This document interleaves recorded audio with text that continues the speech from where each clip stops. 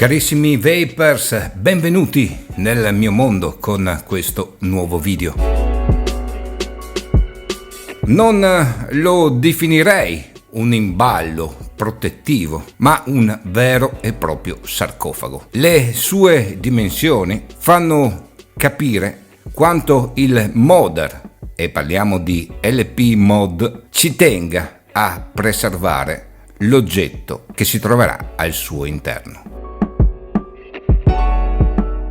Aprendo la confezione esce questo fantastico oggettino. Nella parte superiore abbiamo il certificato di autenticità e nella parte bassa di colore rosso la Queen, ovvero la regina side by side. Il certificato di autenticità indica il modello, la Queen, ovvero la regina, e la tipologia di legno utilizzato, un paddock. Poi vedremo le sue particolarità, la data in cui è stato spedito e la firma del modder Luigi Pastorello. Permettetemi di presentarvi la side by side con il nome Queen. Guardiamo i suoi dettagli.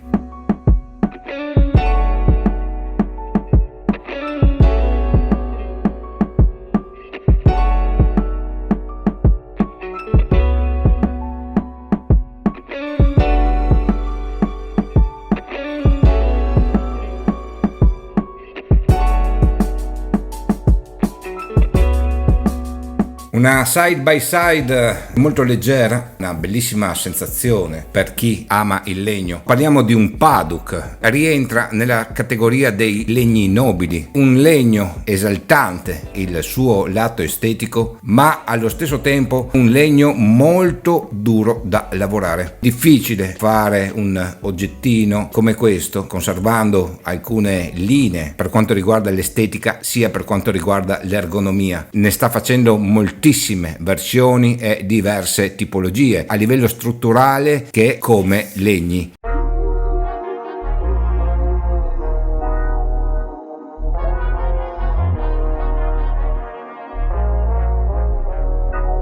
Nonostante le sue dimensioni non particolarmente minute, la box a vuoto, cioè così come la vedete, con il tappo, il tubo, la tazza, il circuito, tasto e legno, non riusciamo ad arrivare a 120 grammi. Tra le mani si sente questa particolare leggerezza. Io ancora mi sorprendo a vedere queste sfumature particolari del paddock, un legno che ammetto di avere una debolezza su queste particolari tipologie di legni. La box si presta esclusivamente, questo modello, con atomizzatori da 22 mm.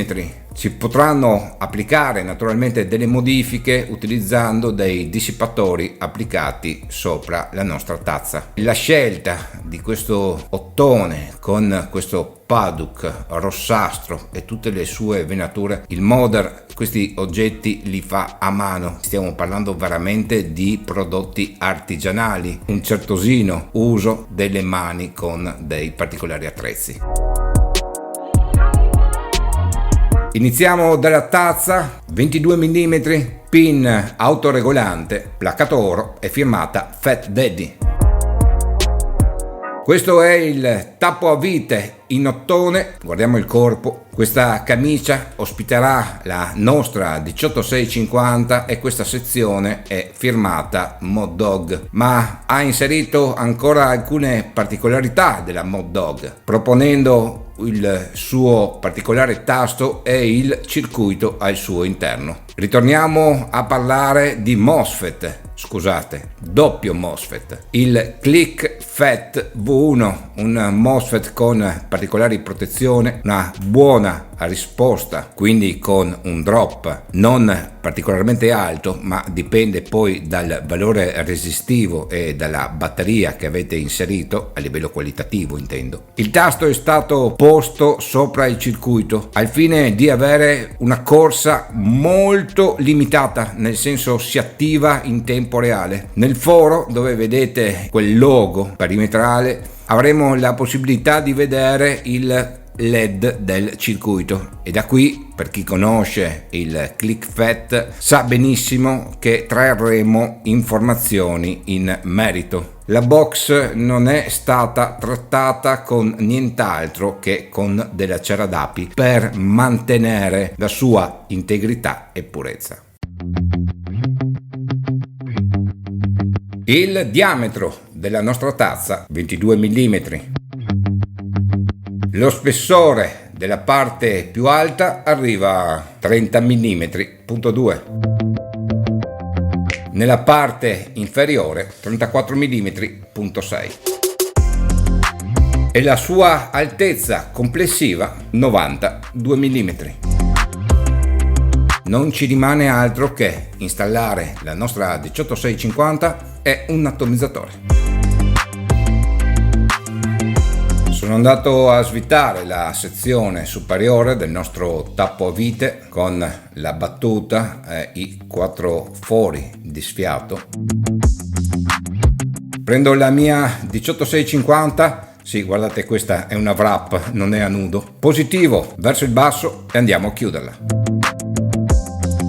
Il foro, come vi dicevo, trasmette le informazioni di quello che stiamo facendo. In questo caso una luce bluastra mi comunica: non ho alcun contatto sul circuito perché privo dell'atomizzatore. Il primo test che farò è con un atomizzatore da MTL con una resistenza al suo interno che raggiunge quasi il valore di un ohm, per vedere la reattività, la risposta di come reagisce questa box, questo circuito e tutto nel suo insieme. Andiamo a provarlo.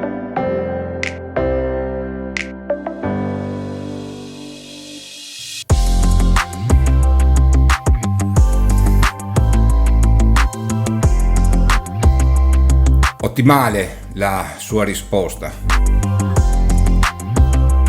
È bello perché con queste tipologie di circuito veniamo tutelati, vengono richiamate le famose leggi di Ohm. In base al nostro valore resistivo ci verrà erogata la potenza corretta, creando una giusta resistenza all'interno del nostro atomizzatore. Non dovremo applicare nessuna modifica con il controllo dei watt e quant'altro. Se la resistenza ha un corretto valore, automaticamente il circuito ClickFET andrà ad erogare il giusto equilibrio per il suo tiro.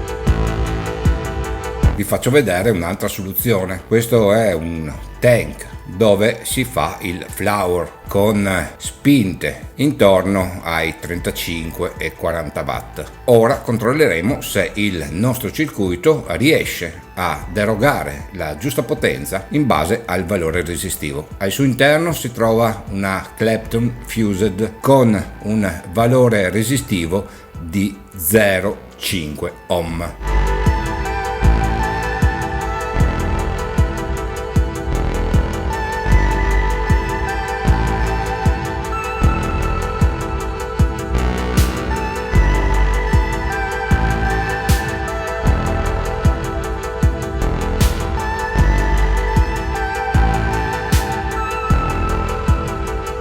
Penso che il vapore abbia parlato anche per me. Voi cosa ne dite? Io faccio i miei complimenti a Luigi Pastorello. È una persona che lavora da molto nel legno, ma da poco presente nel vaping italiano. Quando trovo nuovi cuori, nuove passioni, il mio più grande desiderio è poter condividere. Carissimi vapers, questa era la Side by Side Queen, ovvero la regina italiana in paddock, firmata Luigi Pastorello. E per quanto mi riguarda, questo è tutto. Un grosso abbraccio, iscrivetevi, attivate la campanellina e se il video l'avete trovato interessante, se la box l'avete trovata interessante, mettete anche un like. Ci vediamo alla prossima. Ciao!